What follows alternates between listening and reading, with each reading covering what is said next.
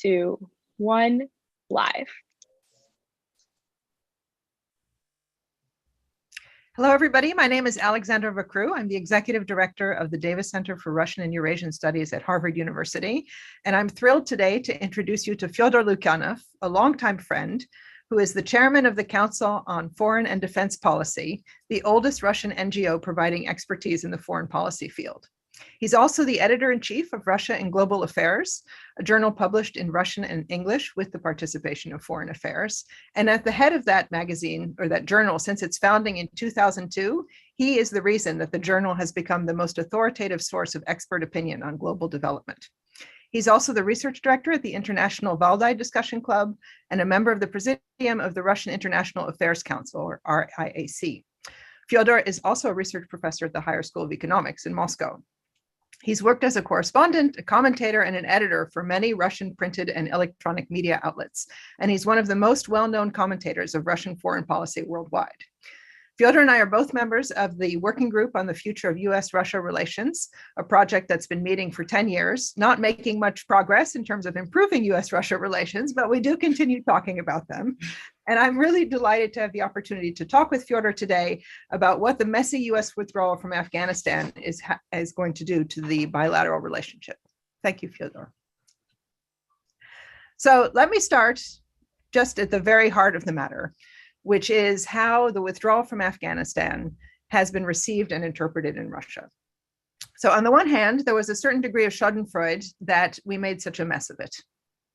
On the other hand, the complete withdrawal of US forces from Afghanistan would seem to open up some serious issues for Russian foreign policy, including, for example, the need for Afghanistan to not become a breeding ground for terrorists that would then go up into Russia. And potentially the risk of drug trafficking into Russia.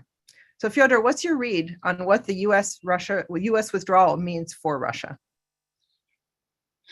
Yeah, thank you very much for this kind introduction, and hello to everybody.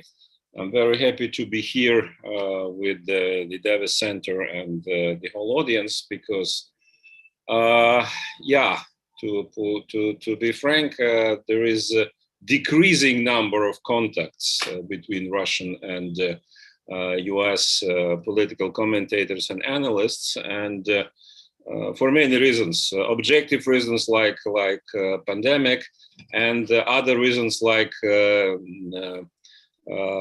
absence of capacity in for example, US Embassy in Moscow to deliver visa to Russians and so on. So thank you very much for this invitation. I would say that the withdrawal of US forces provoked strange feelings, because I would not say, actually, you mentioned the Schadenfreude, a bit of this was in place, of course, but much less than I could expect. Because I think, on the one hand, a Russian analysis of the nature and the outcome, possible outcome of the US operation in Afghanistan was very stable from the beginning. You will fail.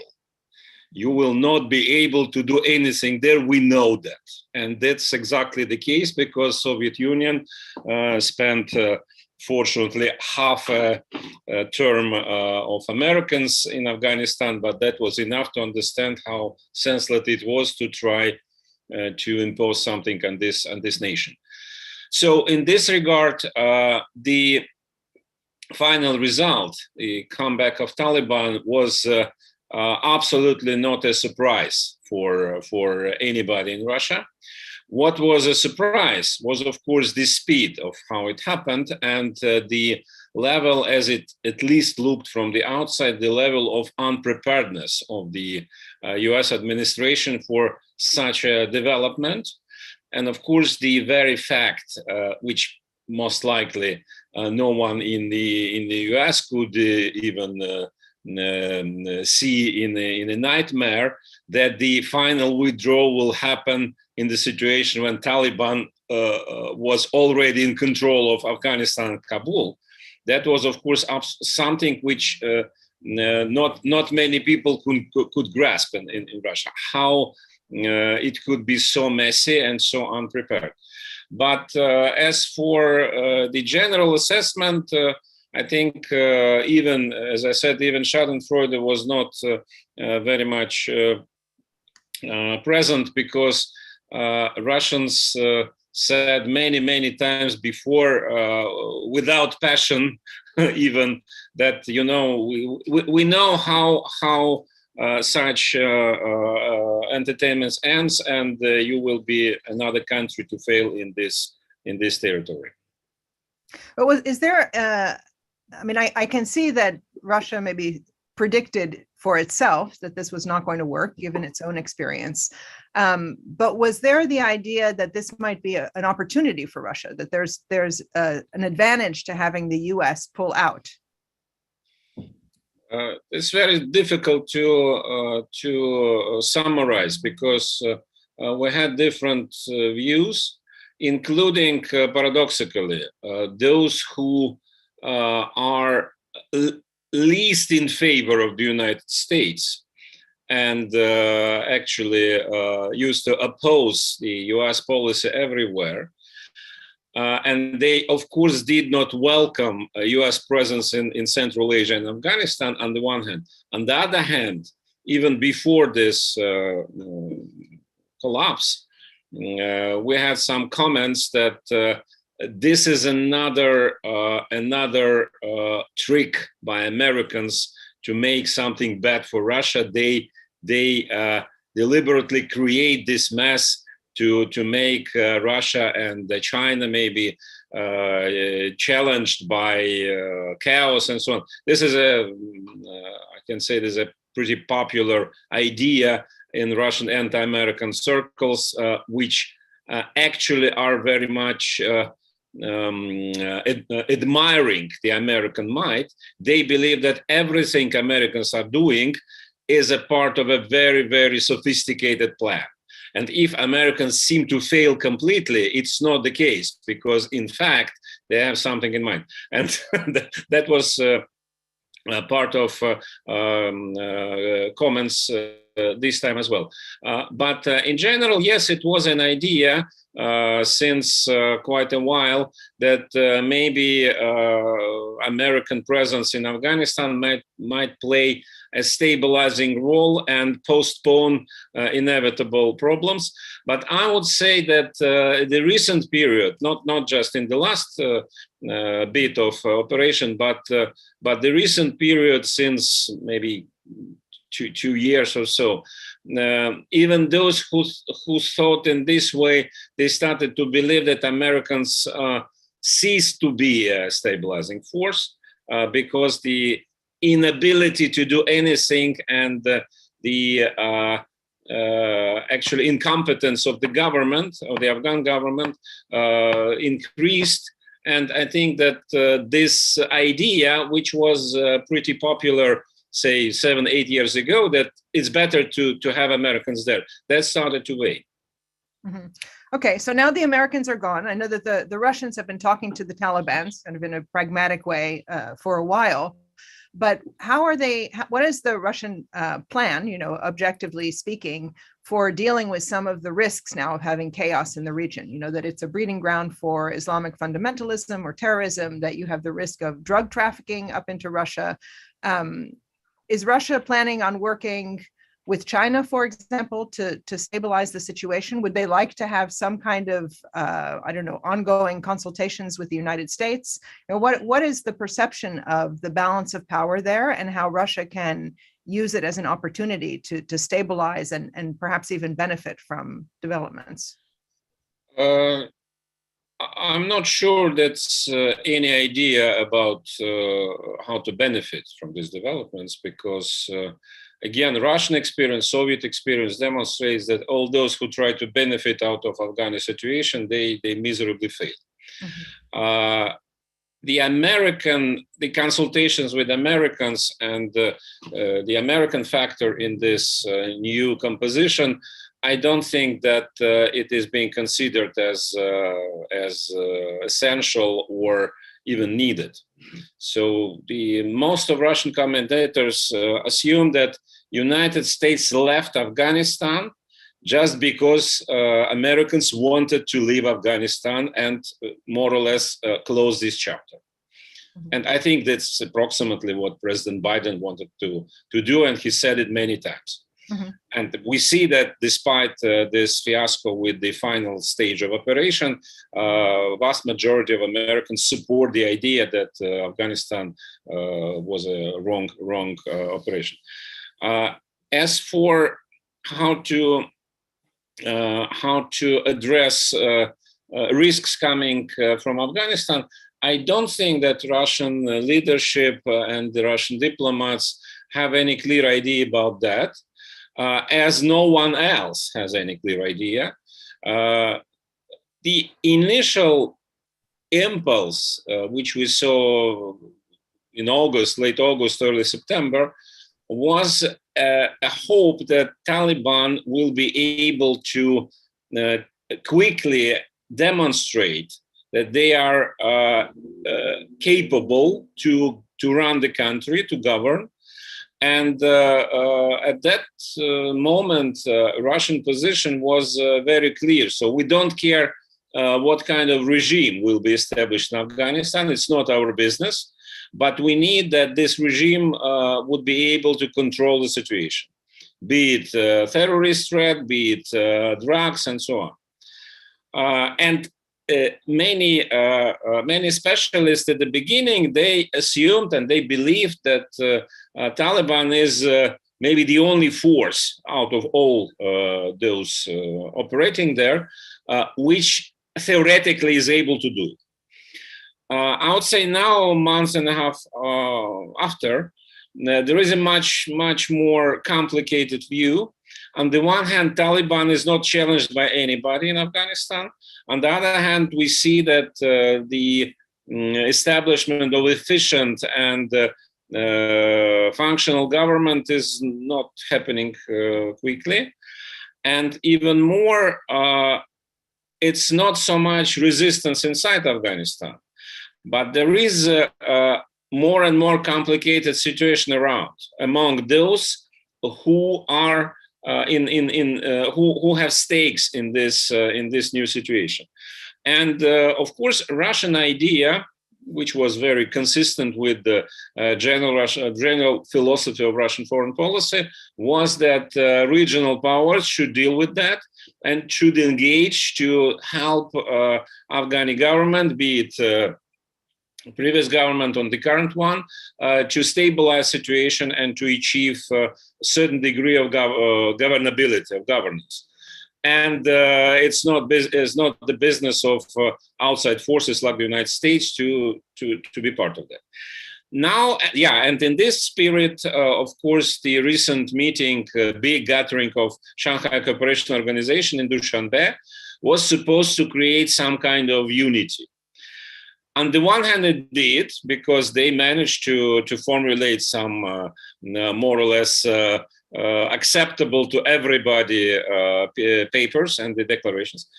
On the other hand, of course, this meeting demonstrated how much different neighbors see their interests there.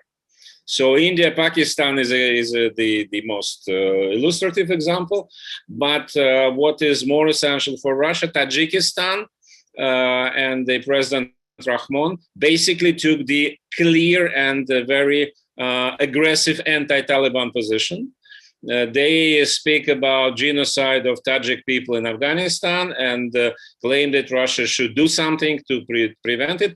Of course, they play their own game, because it seems that for Rahmon, it's another opportunity to position himself as a regional leader and to demonstrate for Russian side how indispensable he is.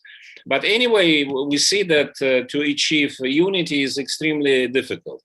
As for China, China works directly with Taliban, but mostly through Pakistan, as it seems to be since quite a while.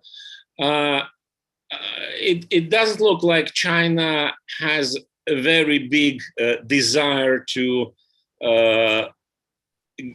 deeply get involved in that. They prefer to wait and see. They are ready to give some assistance, but as frequently happens with China, they are not at all interested and keen to take any responsibility, even in this case. Of course, for China, the main issue, which is of concern for them, this is roots of Uyghur Islamists, which hypothetically can go to Afghanistan, and if Taliban will tolerate those groups, then that will create problem for China. As for the rest, there are some people who believe, even among Russian commentators, that China will more or less dominate the whole economic situation in Afghanistan. I don't think so, and many other analysts believe that China was fed up with attempts to work with Ghani government on economic issues. Money just disappeared without any trace, and so they will not be in hurry at all to try to invest. So at the end of the day, for Russia, that's the only feasible option to try to organize regional consensus on this. But as I said, it's much more complicated than it looked initially. It also seems quite clear that grouping the region as even all of Central Asia, as if all of those 5 countries had a uniform position, is not necessarily that productive from an analytical point of view. And the case of Tajikistan is very interesting, right? Because on the one hand, there are ethnic Tajiks in Afghanistan. On the other hand, both Russia and China have had a keen interest, let's say, on that Tajik-Afghan border, right? To the extent that there are perhaps some Chinese bases there, and the Russians also want to be quite careful about what the Chinese are doing there. Do you think that that's likely to become a point of competition between China and Russia, or are there still opportunities, for division of power, that the Chinese will do the economic development and Russia will be the security guarantor? I don't think it's even, from my point of view, it's even simpler. So, not division of power.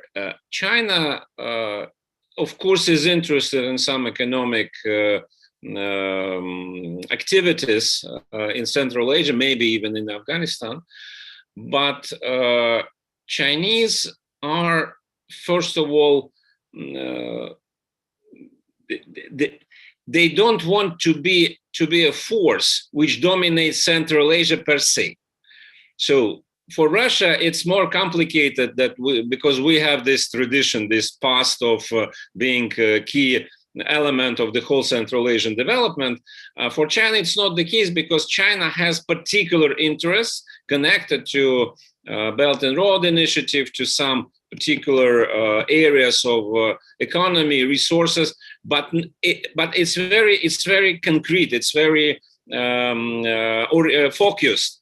It's not about that Chinese have an idea that Central Asia should be our backyard or field of our influence. I think it's not how they see it. That's the first thing. Second thing is that Chinese are, yes, of course, Chinese are not interested to give any security guarantee or get involved in security arrangements. They will be happy if Russia will do it. In Russian case, it's also a question to what extent Russia now is ready to get involved. Tajikistan, Uzbekistan, yes, but Afghanistan, it's something completely different. For the time being, frankly, I don't see a substantial ground for competition, be it economic or security or strategic, between China and Russia in Central Asia. We have discussed it since quite a while, assuming that 2 great powers like China and Russia are doomed to be competitors in the area in between, because we saw that in Europe, between Russia and the European Union, Russia and the United States. But I think it's a very interesting field for research, because so far we don't see it in Central Asia. Maybe because the nature of Chinese interest and the nature of Russian interest really are very much different than, for example, Russian and European or American interest in, say, Ukraine, Moldova, or Belarus. Mm-hmm. So you bring up the question of great powers, and I wanted to shift a little bit to talk about sort of the global order, as it were, that many analysts, both in the United States and in Russia, have said that the withdrawal from Afghanistan is really the end of the post-Cold War American paradigm of remaking countries in our own image and spreading democracy around the world as a way of ensuring stability. That policy has clearly not worked, and the disastrous withdrawal from Afghanistan is proof of that. That would seem to open up a potential for maybe not agreement, but for discussion about what the world looks like now. Do you think that from Russia's perspective, there is an acceptance in the US that the world is not even bipolar anymore, but that it's multipolar in the same way that Russia has been seeing the world now for decades? Or do you think that there's still this conflict between the United States now pivoting to see itself and China as the major superpowers and nothing else really matters? Everything else is peripheral. That's a matter of very intense discussions now. And it's really very interesting because on the one hand, yes, you're right. So dreams came true. Russia got what it wanted to get since, say, mid-90s, when Evgeny Primakov formulated this concept of multipolarity. But at that time, of course, this concept was firstly to find a new status for Russia after collapse of the Soviet Union. Because when he came with this idea in 95, 96, Russia was in such a terrible shape internally, and Russian capacity on the international stage was limited.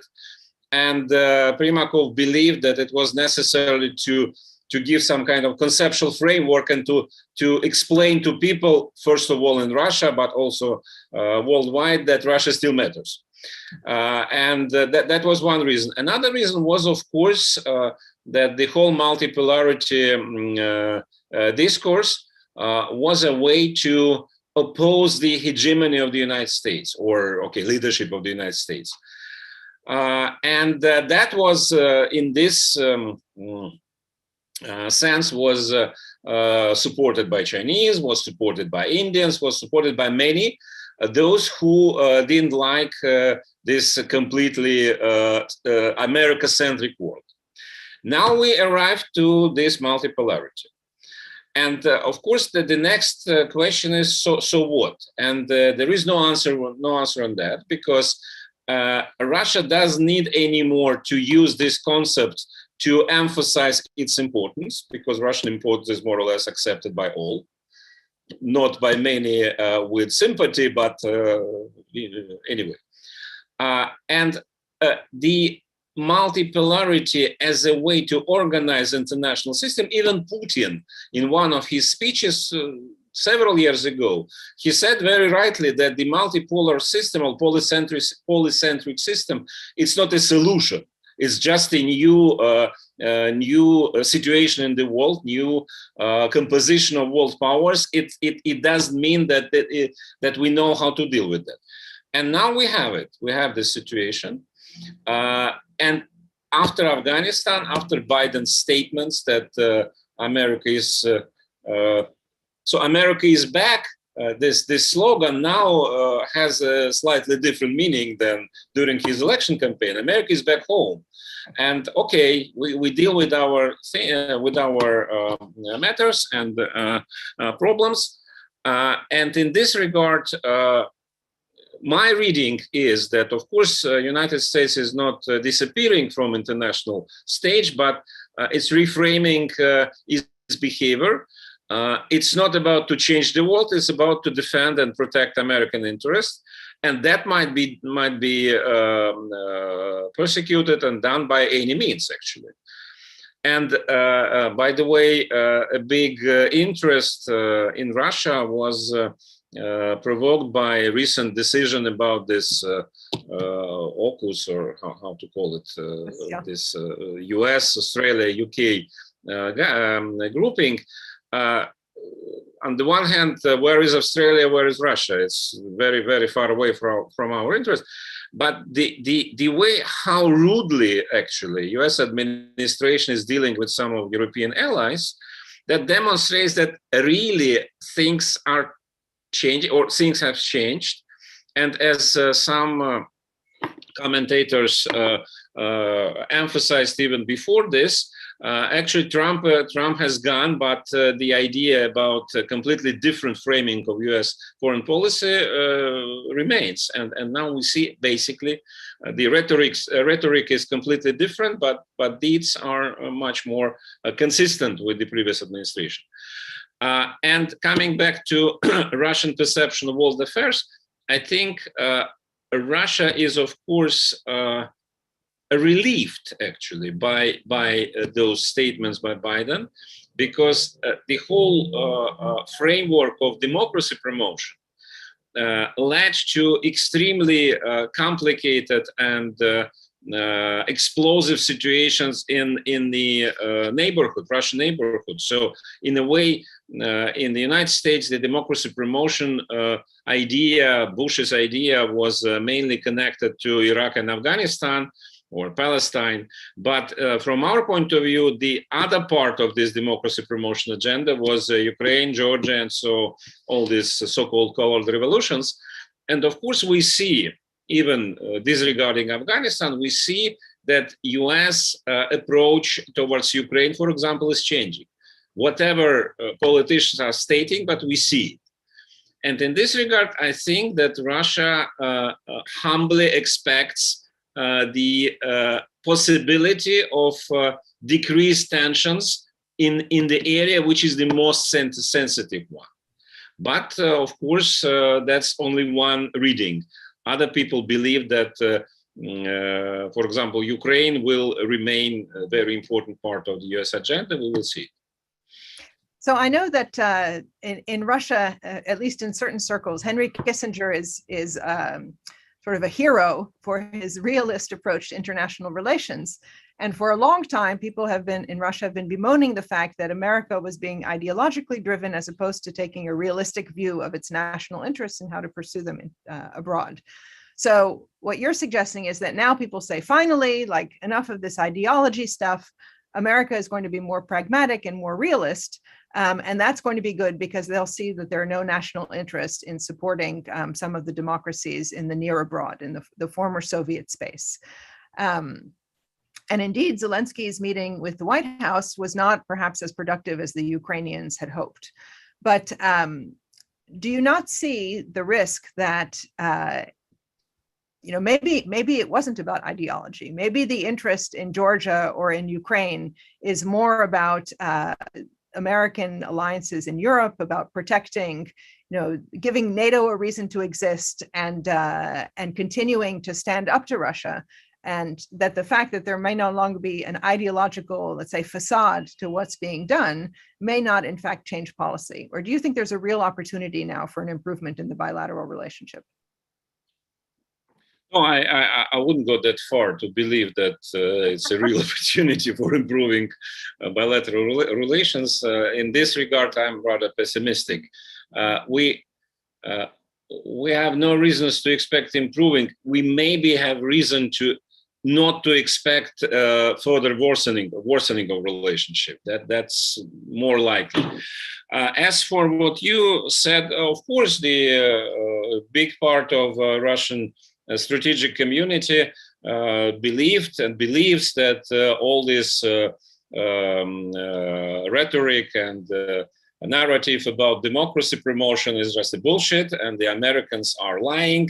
In fact, this is a very much hardcore realist policy just to push away Russia, to encircle Russia, and so on. This is part of our traditional thinking.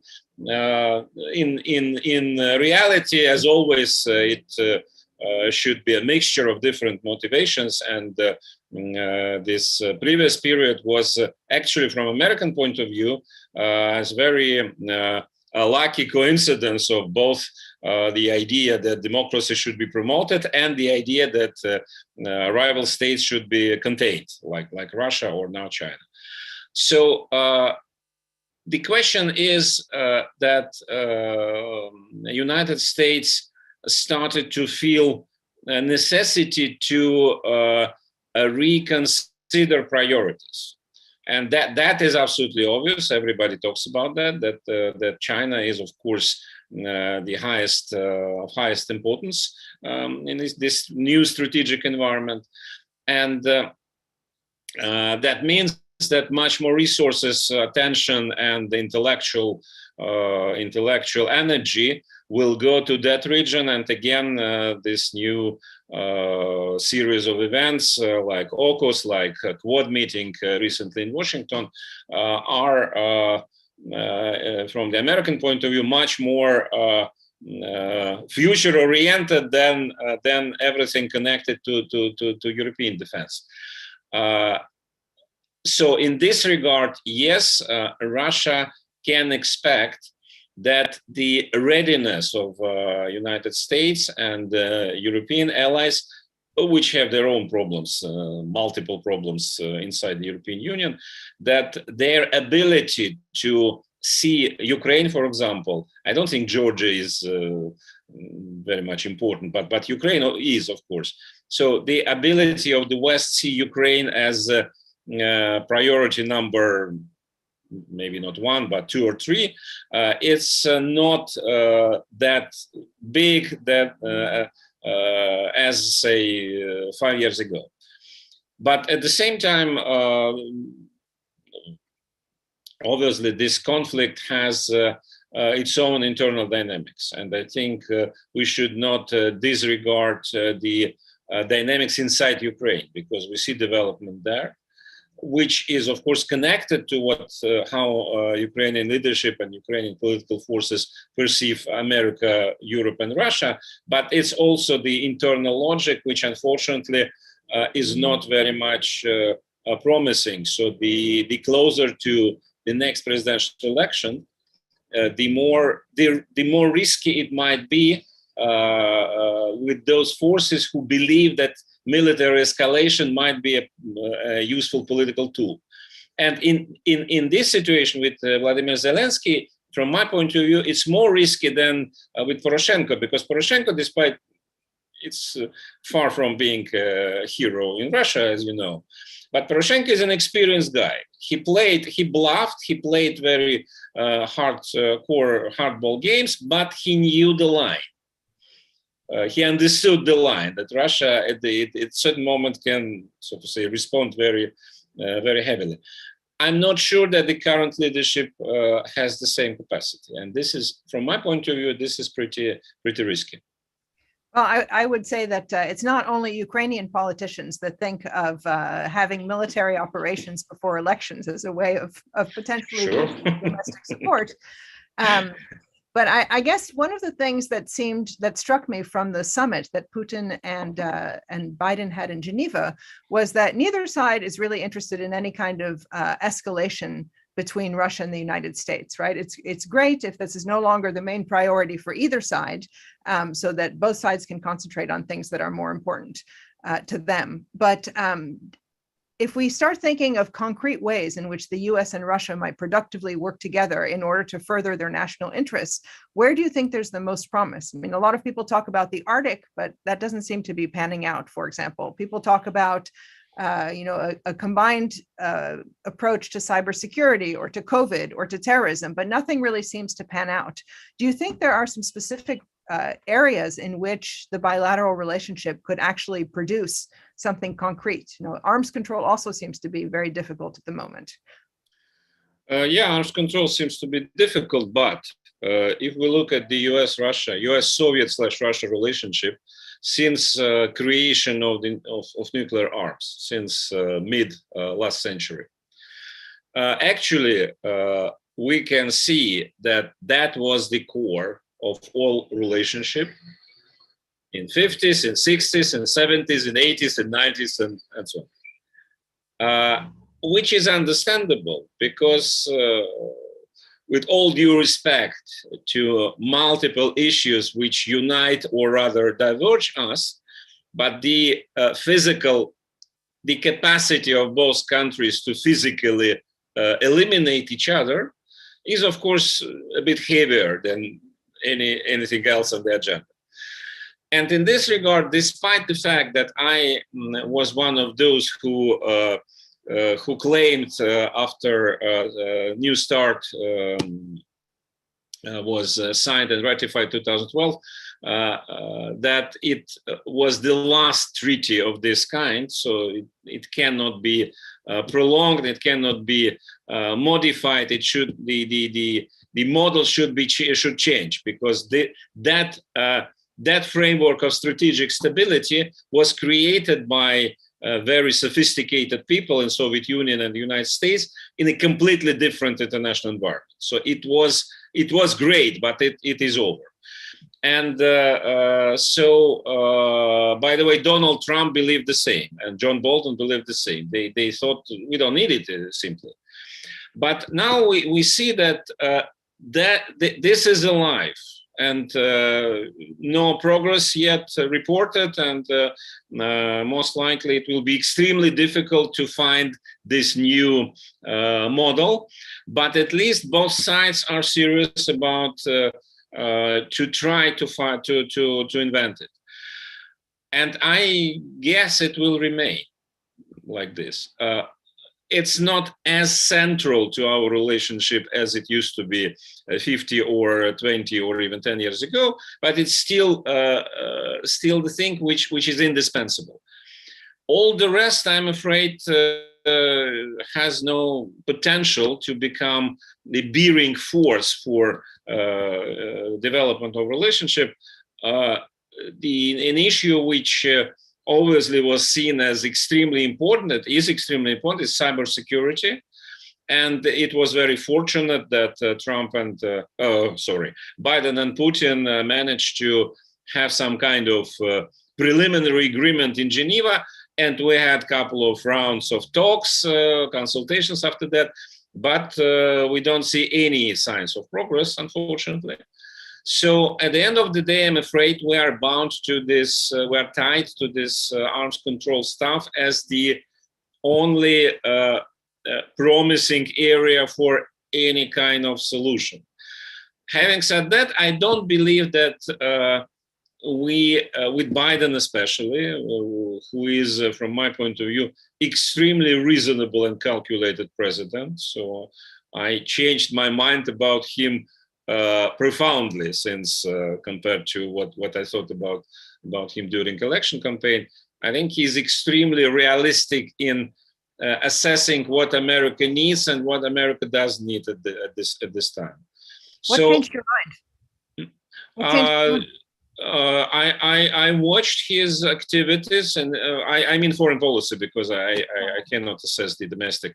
I think he's extremely consistent. He's very rational.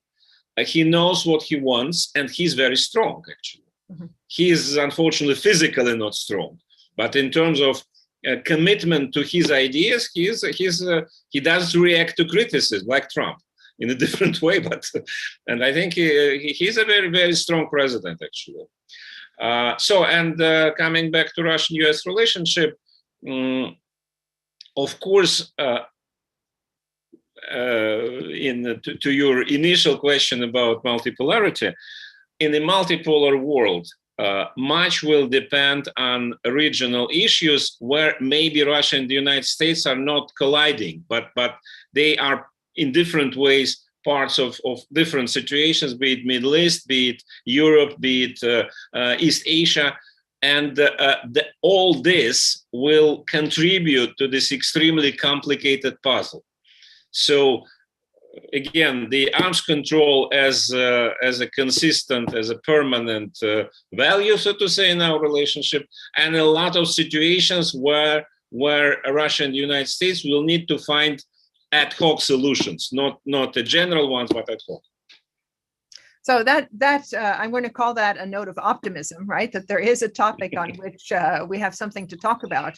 But of course, here the fact that the world is multipolar does make it much more complicated, right? If North Korea says that they're testing hypersonic weapons, for example, and there was a debate under the Trump administration of whether or not you bring China into bilateral, make them trilateral negotiations. And in a way, the era of bilateral arms negotiations between the US and Russia also appears to have passed in a way. Yes, we both have an enormous number of weapons compared to everyone else, but we can hardly control the nuclear danger if we just agree, the two of us. Do you see any forces in Moscow or maybe in the United States that have a way of how we can transform bilateral arms negotiations into something that's more multipolar and stabilizing? Frankly, not. I don't think that anybody in Russia believes that Russia can force any third or fourth parts to join it. And more than that, I don't think that anybody believes that Russia should do it, because it's the end of the day, that's the business of each particular country to decide. In case of China, certainly Russia will, in general, in very broad terms, of course, Russia is interested to have China on board in some hypothetical new system of arms control, because the period of romance with China is over. So it's very, I would say it's very realistic assessment of our relationship, which is good, but which is not which has potential of some significant collisions in the future and different areas. And on the one hand, Russia would be interested to have some kind of verification or verification mechanisms with China and control mechanisms with China. At the same time, as many commentators point out, it's not in our interest at all to try to force Chinese to join Russian-American system, because Russia and America are strategic rivals. And by inviting China to this system, we de facto accept that China is part of this rivalry and competitive equation, which is not good from the point of view of our general relationship. We don't see China as an enemy. They don't see Russia as an enemy.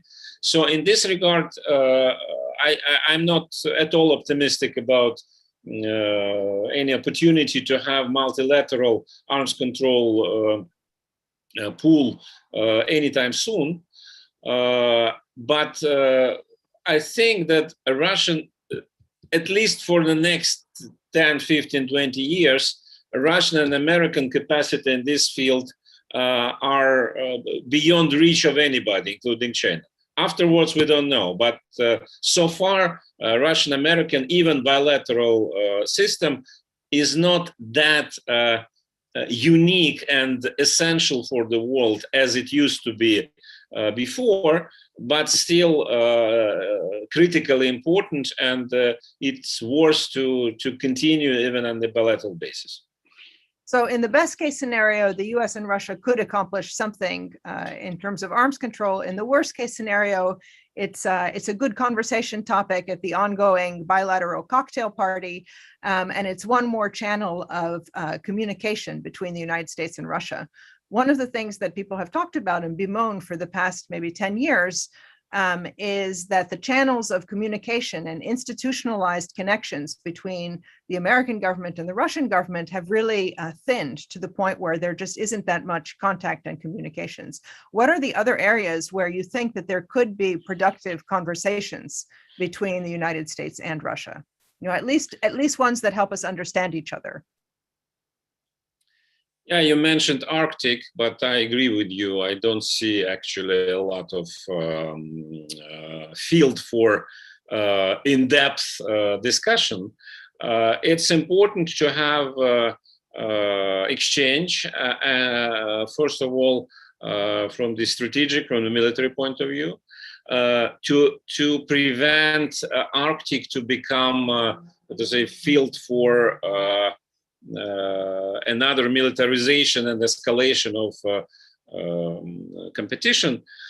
But that's it. And as for the rest, I don't see any meat to consume. Another area which is now being presented as a promising new issue is climate. But again, I'm not a specialist. Maybe I miss some elements of this.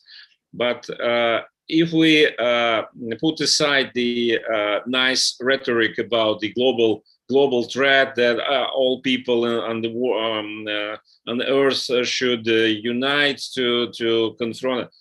But in fact, what we see with the climate policies is that all involved, United States, EU, China, who else? Russia. By the way, in Russia, this issue suddenly became a real issue. For a very, very long time, Russian decision makers simply disregarded that. They believed it's something which has nothing to do with our interest. Now it's different. Now you see clear interest on the side of president and a lot of discussions going on in Moscow on this. But the approach which we see, again, beyond rhetorics, is actually not a global one.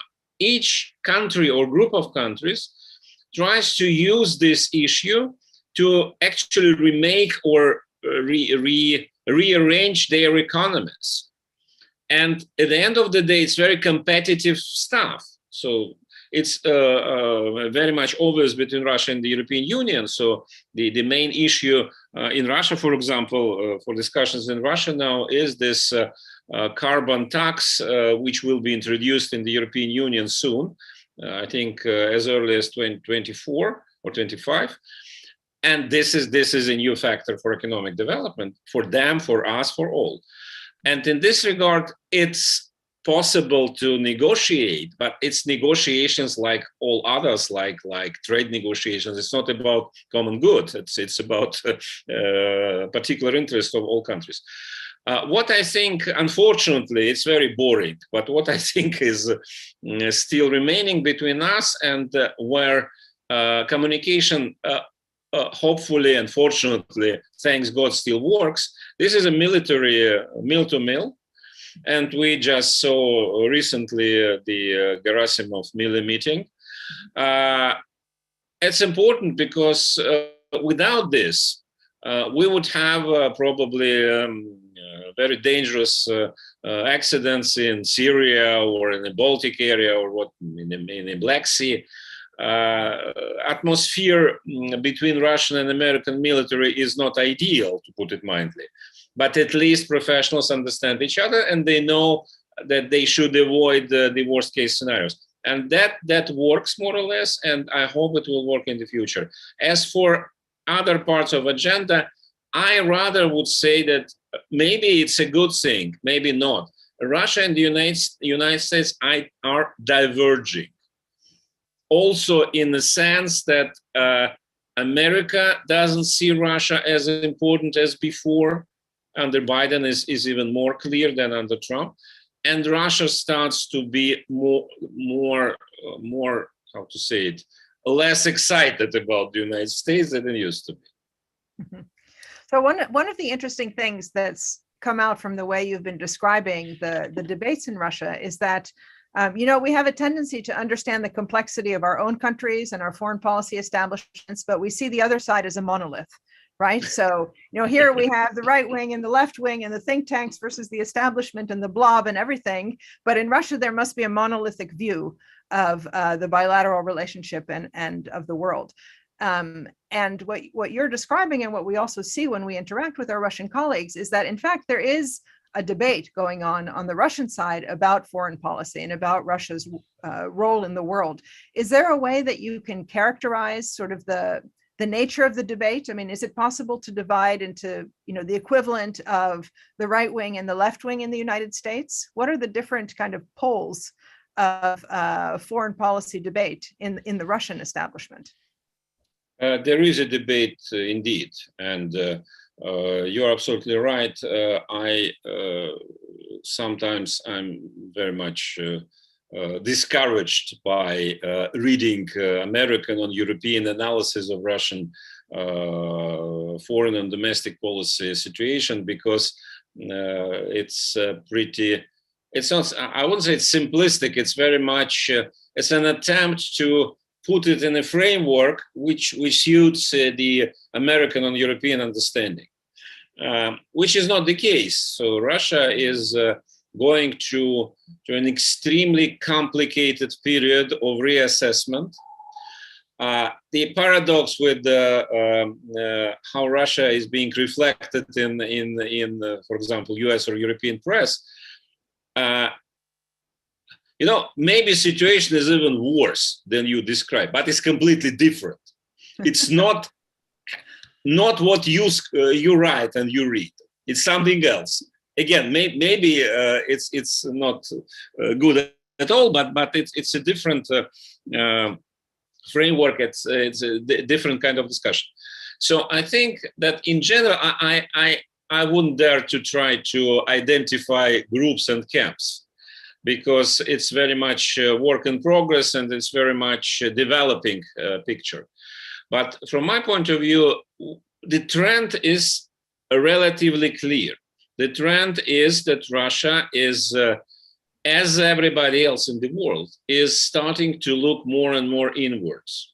So the domestic interest, domestic situation, safeguarding domestic stability and resilience start to become a real priority, which is above traditional foreign policy pictures, interests, and ambitions. I think we see it everywhere. We see it in the United States, we see it in Europe, we see it in China, in different forms. And in this regard, Russia is a very much integral part of the global picture. In practical terms, it means that foreign policy actions are more and more adapted to, first of all, to resources available. And actually, many things which Russia is doing abroad, they are pretty cheap, not expensive. Mm-hmm. So in this regard, we have, unfortunately, problems with this inside. So all those hyper projects, and so we don't know how much money they consume. But when it comes to foreign policy, it's actually pretty rational. And sometimes, as I think even President Putin, he was very, very blunt, but sincere when he was asked a couple of years ago about whether it's worth being in Syria because it's expensive. We spend much money on that. He said, we will spend it anyway on military exercises and drills. It's better to use it in this way. It's not more expensive. It sounds a bit cynical, but it's the fact. And it's progressing. We see more of that. And the biggest change, from my point of view, is happening, and maybe we're moving towards a new quality of policy vis-a-vis neighboring states, because Russia, 30 years after the collapse of the Soviet Union, Russia, starts to reconcile with its new configuration.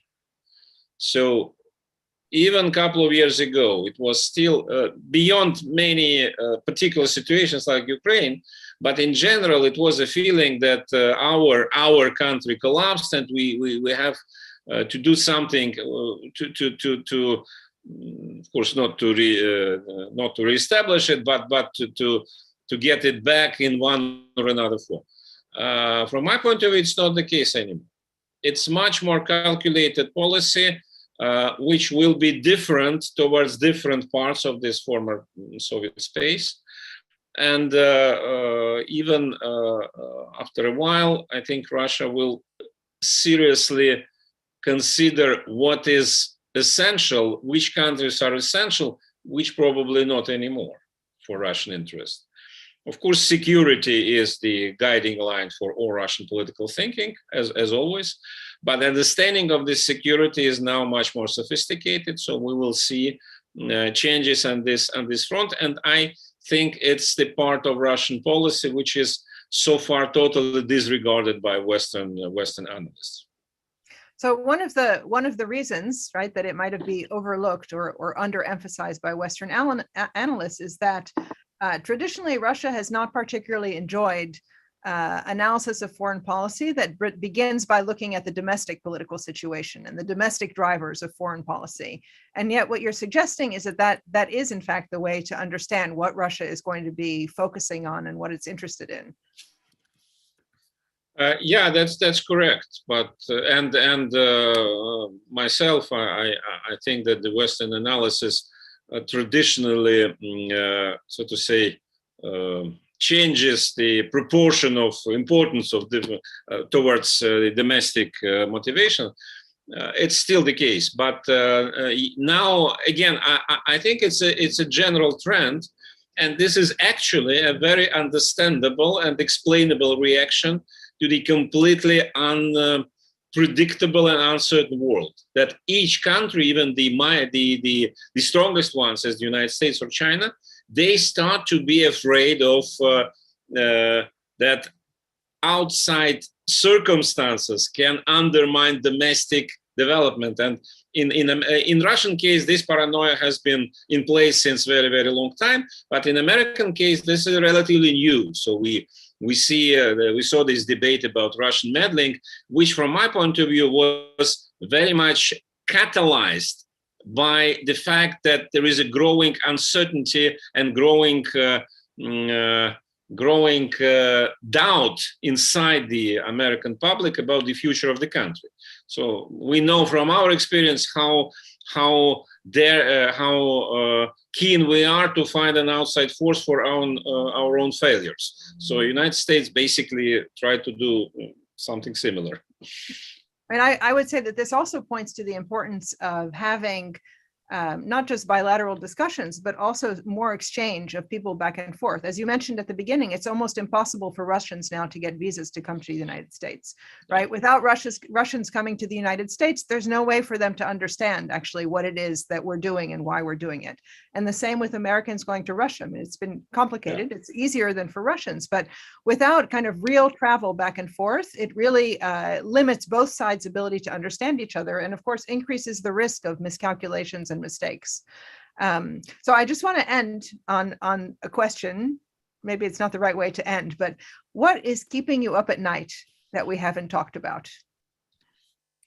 What do you think are the biggest threats right now to security? It probably doesn't involve the United States. Maybe it does. But is there something that we're underestimating that we should be paying more attention to? You have the Russian worldview. It's on the other side of the globe, right? We have the American view. But from the Russian perspective, what should people be paying more attention to than they have been? It's a good question.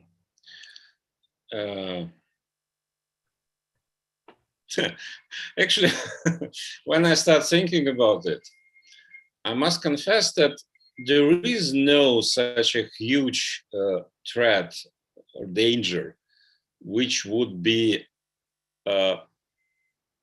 perceived as being real in Russia. You know, that's strange, but Russians are not so much concerned about climate change as many Europeans or Americans.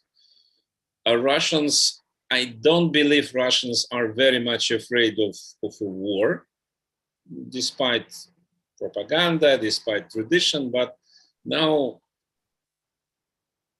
not that much.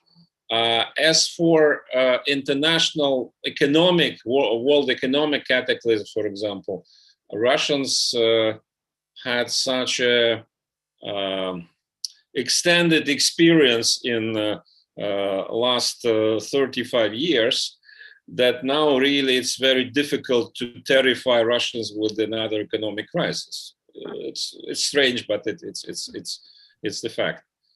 So in a way, paradoxically, I think Russian mind feels pretty safe now, which is it's another thing that the matter of concern, not maybe yes, the matter of concern for many people there is connected to their personal life. They don't, the living standard is not improving. A lot of problems are not being solved or even addressed. There is a feeling of uncertainty about the political future, because obviously we are in the situation of transition or non-transition, but we don't know. And maybe not for average Russian, but for those who are in charge of those in bureaucracy, this is a big problem. They have to know. They want to know what will come next, even if they know it will be a very bad scenario. But they should be prepared for themselves, and it's not the case. So the recent election was successful for the power structures, but I wouldn't say it produced a lot of clarity about the future. So, but this is not what you asked. This is not some big threats perceived by Russians. So I asked you what was keeping you up at night, and apparently nothing is. Right? Nothing is. So a lot of work, yes, but not something which I'm afraid of. Well, Fyodor, I think I should let you get back to work then, right? Because we've spent already a delicious hour talking about everything. But I see there are many questions. Maybe we answer a couple of them. Or okay, I'm going to give you. It's going to be a lightning round, though. Okay, so you're going to give very quick answers. So, two questions on space. Is space an area of potential cooperation between the U.S. and Russia? I'm afraid not, because space is rather moving towards another technological battle. Maybe not necessarily US and Russia, rather US and China, but Russia is still a big space actor, can be part of this. So today, by the way, Putin suddenly said that this international space station, which according to many Russian specialists, should be terminated and not prolonged. Now, he said that probably it should continue to work after 24, which probably means that cooperation with the United States will continue. So we will see. But in general, frankly, I'm afraid space will be much more area of hostility than cooperation in the future. Yeah, maybe in this respect, the fact that American private companies have now replaced Russia as the taxi to bring astronauts up to the space station is a problem, right? That was a very productive area of we admire Elon Musk, everybody. So maybe it's a good thing. I don't know why, but so I have let me ask one more question, and then we really have to let people go, which is back to the question of Afghanistan. Do you think that the neighbors around Afghanistan are going to play a role in forming the government there, or in somehow influencing the Taliban? I don't think so. Taliban has an advantage compared to other forces in Afghanistan. They are paradoxically pretty independent. They are very committed believers. And in this regard, they probably are less corrupt than all governments we saw before under American or Soviet rule.